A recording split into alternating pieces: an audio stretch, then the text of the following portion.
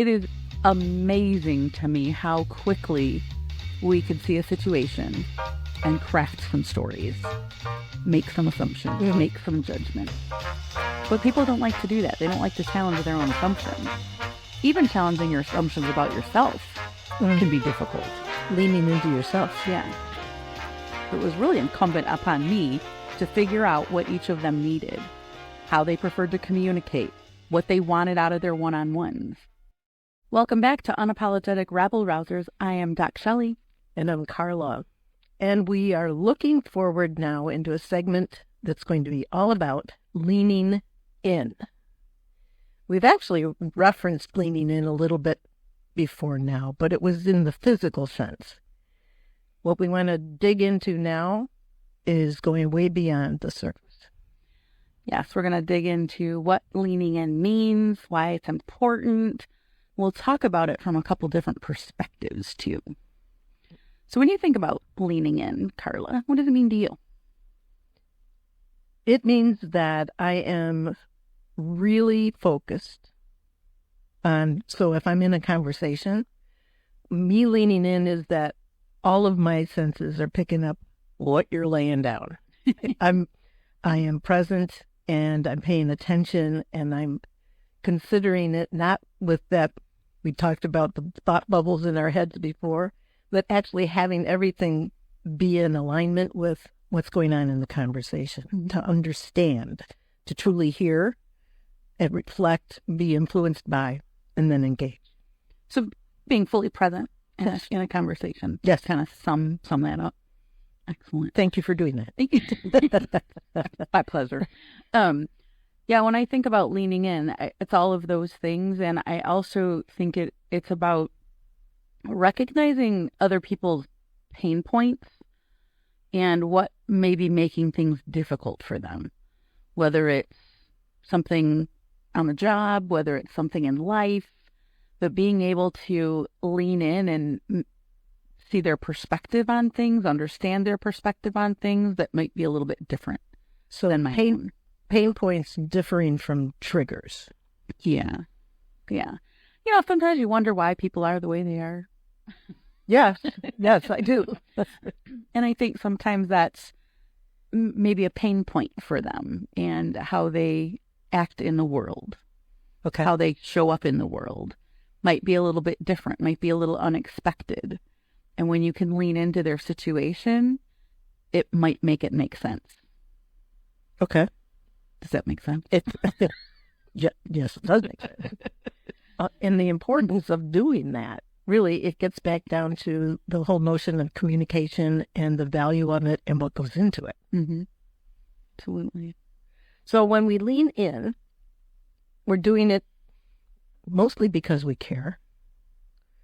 And I think the notion that it's going to give me an opportunity, if there's something that I want to peck into sounds terrible, but I want to dig into more deeply for understanding, especially if it's coming across as something that's somehow bothersome to an individual, that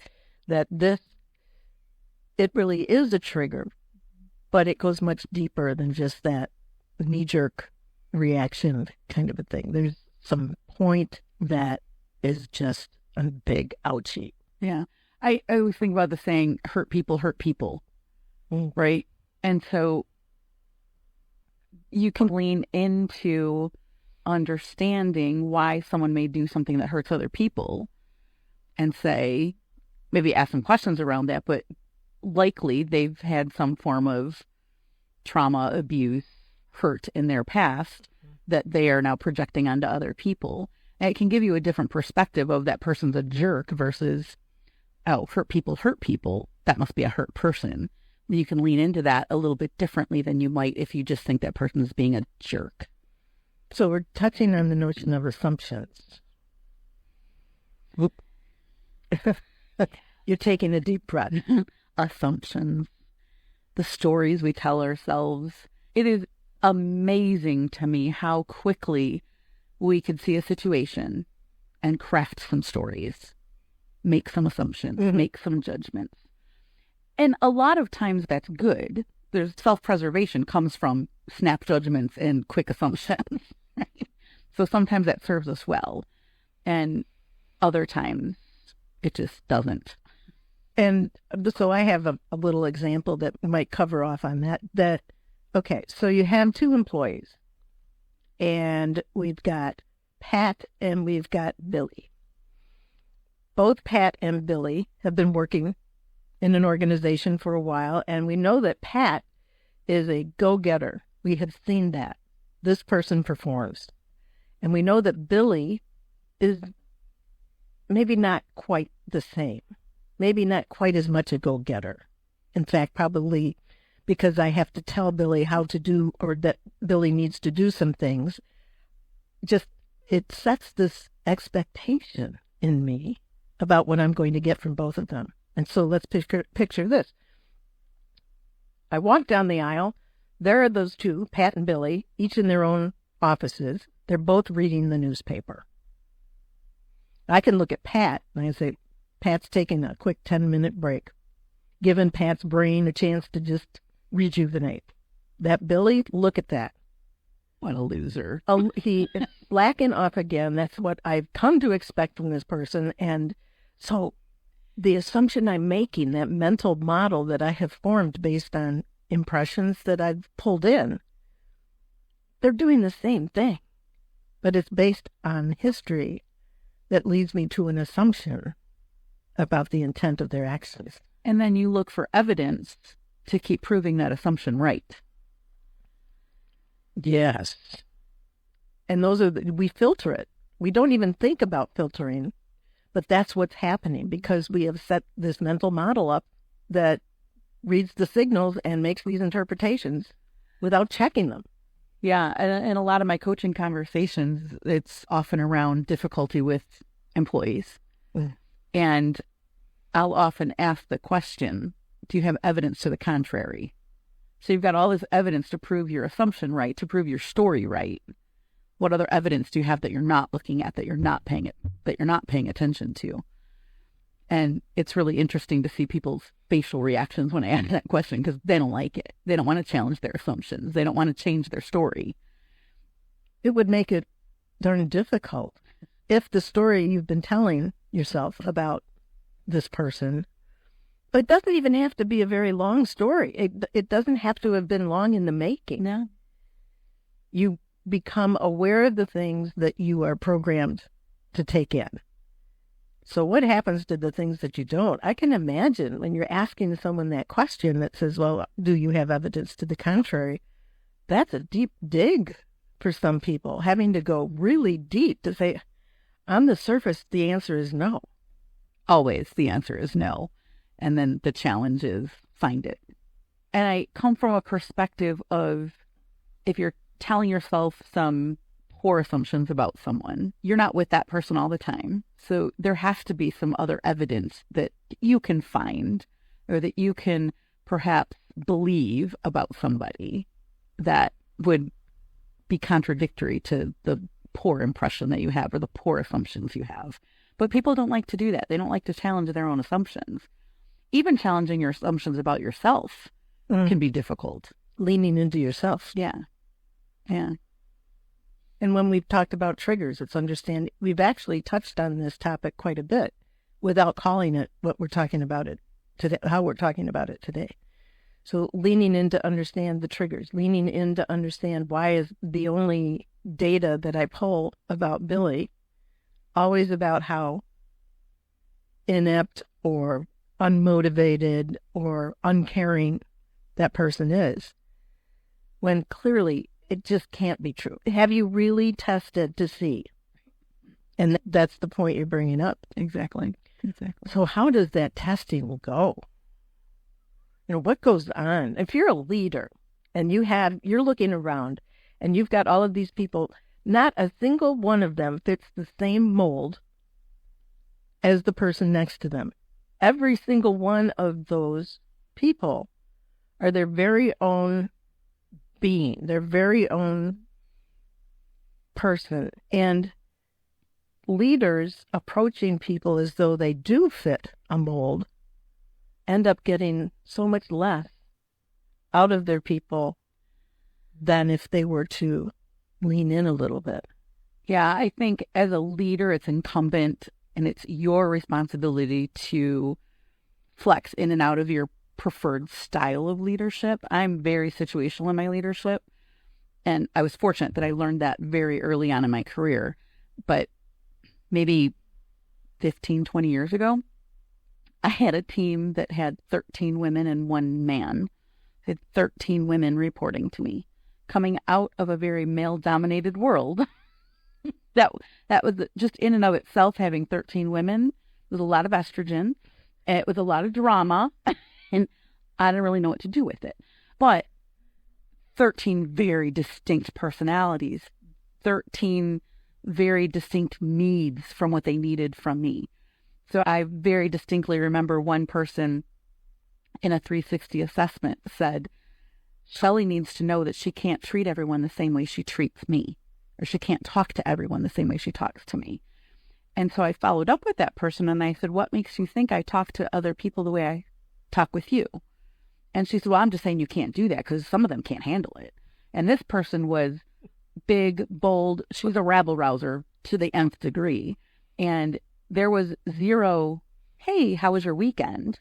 She would just come in and be like, what is the feedback you have to give me? What do you need me to work on? And then we're done.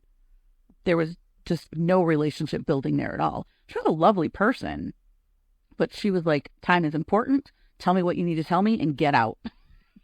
The very next person would come in and if we had a half an hour, the first 20 minutes was about her family, her kids, how things were going. And it was very, very different. A little less my style. I'm a little bit more, let's get to the point. But I had to do what I needed to do to help my team be successful. So it was really incumbent upon me to figure out what each of them needed, how they preferred to communicate, what they wanted out of their one-on-ones.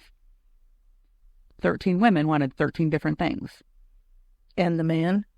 He could care less. He was like, let's just have a conversation. I'll do what you need me to do and we're good. So when we were preparing for this, you brought up a comment that you shared, having shared the story about the women and the one man. And you said, you asked the individual, what is it you need from me as your leader for you to be able to be your best self in this role? Yeah.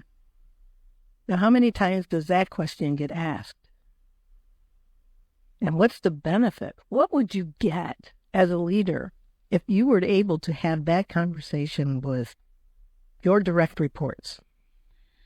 I had a young woman who reported to me for a short period of time. I wish it would have been longer. She's a phenomenal human being, and she's on the autism spectrum. Oddly enough, she was diagnosed as an adult with autism, which is unusual. And she also is ADD, so attention deficit disorder. And I think very highly of this person. She's just an incredible human and has such a good heart. And when she was reporting to me, I did ask her that question. What do you need from me to help you be successful and to be able to bring your whole self to work? And she shared with me a few things, and she was very open about having autism. And I'll never forget that someone actually said to her, you need to remind me every day that you have a handicap. And I thought, I can't believe another leader would ever say that to you, but you never need to tell me that ever again. I heard it. I understand it.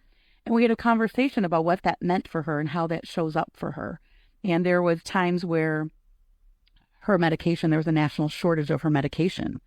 And so she would just tell me, if I seem a little off this week, you might need to remind me of some deadlines because I'm off my meds and it does make a difference. Or if I seem a little scrambled, just refocus me. I can do that. I can do that all day long. And a couple of things that she said she needed from me, I thought, I should provide that to everyone. If I'm a decent leader, you shouldn't have to tell me that you need clarification around when a deadline is. You shouldn't need clarification on what I'm asking you to do. Those should be things that I'm providing clarity on for everyone. So it was just really interesting to me that some of the things that she thought she needed because of her situation were things that a good leader should be doing for everyone. But being able to lean into her autism, her ADD, and understanding how sometimes she might go off on a topic, go down a rabbit hole. We all do it. But it helped explain why she did it. And I could understand it a little bit differently. And I could really lean into her situation, meet her where she's at, and help her grow in her role. And help her look at other career options and all the things that leaders are supposed to do. But I will tell you, she made me a much better leader. She was blessed, as were you. Oh, I was to have that experience. What would get in the way of a leader wanting to invest that kind of time and attention? What is it you need from me as your leader for you to be able to be your best self in this role? What would you get as a leader if you were able to have that conversation with your direct reports?